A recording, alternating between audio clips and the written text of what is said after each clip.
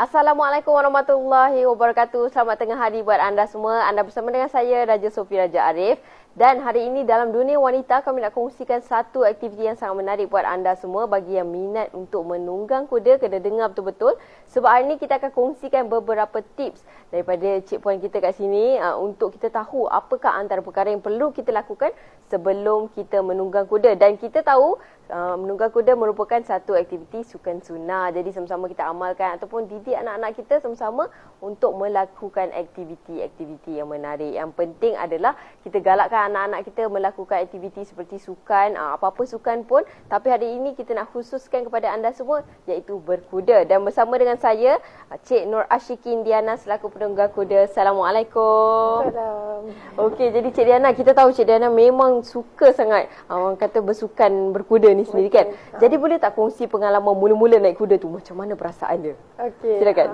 Mula-mula saya naik kuda, saya just macam nak cuba sesuatu yang baru lah. Okey. Okey, first day kelas tu saya rasa macam seronok. Nak lagi. Sebab tu saya tanya coach untuk datang setiap minggu, boleh tak? Terus tanya kan? Terus tanya. Okey, bila rasa macam seronok cakap, apa yang menyebabkan seronok? Sebab kita tahu bila naik kuda ni kan bukan senang. Lepas tu kita macam ada orang yang mungkin gayat kan. Macam saya pun mula naik kuda, saya pernah naik kuda sekali.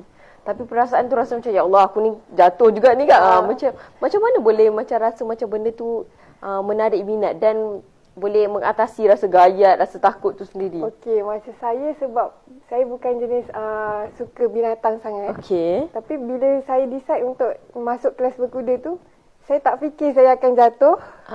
Saya nak buat benda tu. Okey. Dan bila sampai kelas ke-10, saya jatuh. Jatuh ya Allah, kuda. sakitnya. Saya jatuh. Tinggi tak? Maksudnya, tinggi. ya Allah Tuhanku. Lepas tu? Dan jatuh kepala dulu. Ya Allah. Lepas tu pandang atas. Macam mana tu? Lepas tu So, keadaan kondisi macam mana badan kita tu? Bila kita jatuh kuda, selalunya coach kita akan pergi ambil kuda dulu. Okey. Sebab dia tak nak dia kuda nak tu akan kita kan? tenangkan kuda dulu. Ya, betul. Dan kita yang jatuh tu, saya macam tak boleh bangun masa tu. Ya sebab Allah. leher sakit. Sebab jatuh kepala dulu kan. Yalah. So terbaring lama sikit, ambil masa untuk bangun. Dan selepas tu pun memang ada jatuh banyak-banyak kali. Tapi tak serik juga. Tak serik. Dekat hutan dah jatuh. Ya Allah. Dekat dalam arena semua jatuh. Okey, tapi yang jatuh tu lah yang mengajar kita. Betul. Maksudnya okey, next time tak boleh buat macam ni dah. Betul tak? Apa antara perkara yang boleh menyebabkan kita jatuh sebenarnya kalau naik kuda ni? Kuda ni dia ajar kita fokus. Okey. So kalau kita reka sikit, ada possible untuk kita jatuh lah. Okey.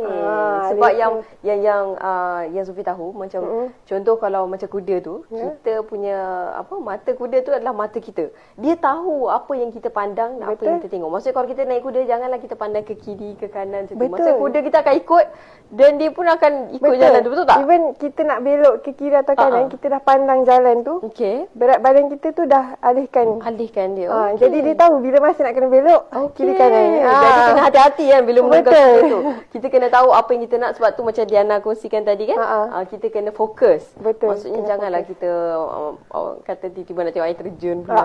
Kata boleh lah tengok kan, boleh tapi lah. janganlah macam fokus melilau kan. Kuda pun tak tahu ada orang tak atas sini. Kan. Jadi maksudnya kita kena tahu apa fokus kita, mana matlamat kita nak pergi tu, kena betul-betul. Dan ada cara juga kita nak naik kuda tu kan, betul tak? Maksudnya kalau macam kita nak naik tu, sebelum kita naik tu kita kena belai dia, kita kena baik dengan kuda tu dulu kan. Sebab ada kuda yang macam tak serasi dengan kita ke? Boleh je sebenarnya semua kuda. Dia ada juga kuda yang tak serasi. Dia macam kuda ni dia boleh baca kita. Okey. Dia tahu kita macam mana kan. Dari awal kita cuba approach tu dia tahu. Okey. So macam kalau tips untuk naik kuda, selalunya kita akan baca doa naik kenderaan sebelum naik kuda. Sama juga. Sama juga. Dan kita boleh juga usap dekat ubun-ubun dia sebab memang ada hadis Nabi kan. Adalah ayat-ayat Quran yang kita boleh baca dan amalkan sebelum naik kuda tu. Supaya dia lebih patuh pada arahan kita lah.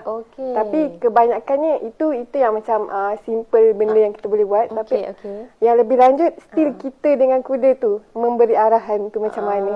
Maksudnya kita kena ada connection tu dengan dia. Betul. Tak adalah masa kita pun macam tak bergantung saja pada doa saja pun tak boleh, kena ada dua-dua. Dua-dua kan, maksudnya kita dah doa bertawakal dan juga kita usaha untuk bawa kuda tu kan connection dengan kuda tu. Betul. Bawa kuda tu dengan baik kan. Maksudnya nak ada skill lah naik kuda kan. Tak adalah macam kau terus naik terus reti tu tak adalah juga kan. Betul, dia takes time lah. Berapa lama sekurang-kurangnya ambil masa untuk pandai tunggang kuda? Selalunya kebanyakan orang akan offer 10 kelas, 10 jam untuk walk, trot, canter. 3 benda tu lah. Walk tu jalan biasalah, dia akan pusing kat dalam dia punya kandang tu kan. Kalau trot dia lari anak, laju sikit. Kalau canter tu yang paling yang laju lah. Yang lompat tu ke? Bukan. Bukan. Itu yang dia lari laju. Okay. Tapi ada satu lagi yang kita tak boleh nak ajar dalam satu kawasan kecil lah. Dia akan keluar selalunya untuk gallop. Itu yang masuk hutan jatuh tu. Yang tu lah. Speed memang dah tak boleh lah. Tapi memang susah lah juga sebenarnya kan. Bukan senang kan kita nak handle kuda kan. Maksudnya kita tahu kalau kereta mungkin kita boleh tekan minyak, brake kan, macam tu kan. Dia tak sama macam kenderaan yang ada enjin. Sebab benda hidup kan. Jadi kita memang betul-betul kena menggunakan mata itu sebaik mungkin dan juga teknik untuk kita nak bagi dia brake tu. Betul. Okey, so kalau macam nak brake tu kan, macam kita nak bagi kuda kita berhenti tu kan. Berapa jarak untuk kita mula tarik dekat bahagian atas tu untuk dia berhenti, ataupun kita tak boleh macam terus simply tarik kan. Jadi macam mungkin ada jarak 200 meter ke. Tak ada jarak sangat. Dia macam cuma jangan mengejut. Kena slow-slow lah. Macam kita nak break kereta juga, dia makan masa. Jangan kalau emergency break, kita tarik terus gitu, dia boleh naik ke atas. Itu berlari pula lepas tu. Itu yang bahaya tu kan. So itu yang kena ada skill tu juga. Okey, ada orang yang macam bila dia tengok kuda tu macam kurus, bagi contoh kan. Kuda tu macam kurus, lepas tu nak naik macam tak sampai hati pula, takut macam berlakunya penganiayaan pula pada kuda tu.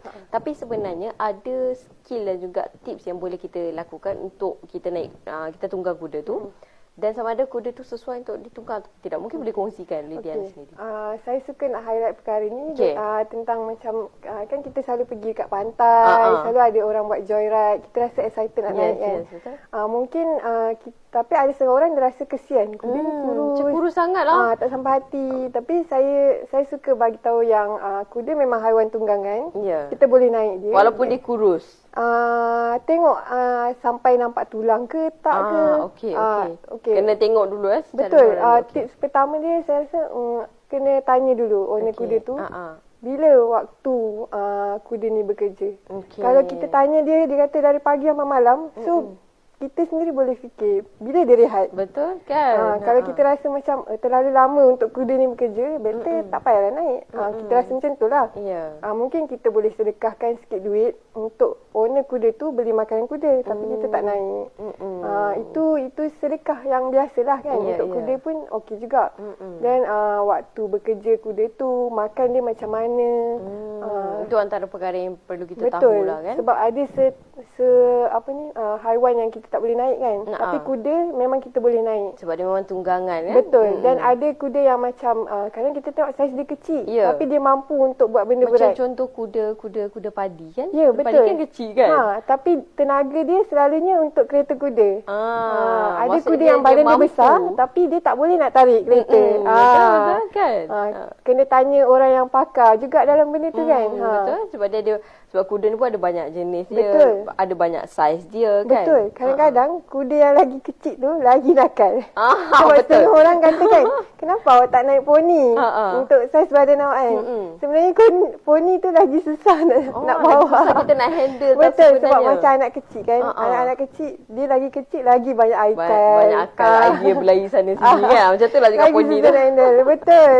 Okey, sebab tu kita tak digalakkan untuk naik poni. Kalau boleh naik lah. Tapi macam setiap kuda tu dia ada, kena ada pengalaman kot. Dia juga. Betul tak? Betul. Kan? Sebab kalau kuda tu maksudnya dah aktif. Jadi kita pun perlu ada ilmu untuk macam mana nak kawal kuda tu. Kalau tak dengan kita sekali terbang kan. Sebab setiap kuda tu berlainan perangai dia. Dia macam manusia, ada banyak kerenah. Kan? Lain-lain sebab dia haiwan, dia hidup kan. Jadi dia mempunyai perangai yang berbeza. Betul. Jadi mungkin ada juga tentu yang kita nak tunggang kuda tu dia bad mood. Ada juga dia kan? Memang ada mood. Ada mood marah, ada mood dia yang tak kena. Memang ada mood. Okey. Jadi itu antara tips je lah. Kita kena tengok dari segi luaran ni, kondisi dia macam mana. Kalau mungkin, contoh kalau kita tengok kondisi dia pun macam tak memberangsangkan, macam tak mengizinkan. Jadi janganlah kita elakkanlah daripada menunggang. Macam berat kita maybe kalau lebih 90 tu tak digalakkan lah. Sebab kita mungkin kalau kuda besar mungkin boleh, tapi kalau kecil tak digalakkan. Tapi kalau kuda besar tu mungkin boleh. Mungkin boleh lah. Bergantung, kena tanya pada ni jugalah coach ataupun mungkin owner kepada kuda tu kan. Betul. Okey, dan sedikit kata-kata akhir atau sedikit tips daripada Diana sendiri kepada para penonton untuk lakukan aktiviti berkuda ni. Sebenarnya ia bukan satu penganiayaan, tapi yang penting adalah kita kena tahu skill dan juga tips tu sendiri. Betul. Saya suka untuk mengajak terutamalah kepada kaum wanita. Jangan rasa rendah diri atau macam aku perempuan tak boleh naik kuda. Sebenarnya boleh.